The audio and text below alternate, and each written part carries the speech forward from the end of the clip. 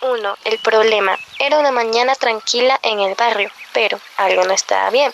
Mira eso. El parque está lleno de basura. Sí, antes era limpio, ahora hay botellas y bolsas por todos lados. 2. La preocupación. Chicos, ¿han visto el estado del parque? Eso afecta a los animales, las plantas y también a nosotros. Sí, profe, está muy contaminado. ¿Y qué podemos hacer? 3. La solución. Decidieron hacer algo al respecto. Hagamos una campaña para limpiar el parque. Sí, podemos invitar a todos los vecinos. Excelente idea. Ustedes pueden ser ejemplo. 4. La acción.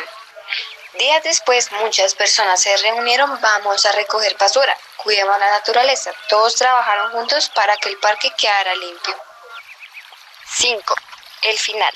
El parque volvió a quedar limpio y hermoso. Se ve mucho mejor si debemos cuidarlo. Siempre cuidar el medio ambiente es responsabilidad de cada uno. Cuidemos la naturaleza. Recordemos cuidar la naturaleza es cuidar nuestro futuro.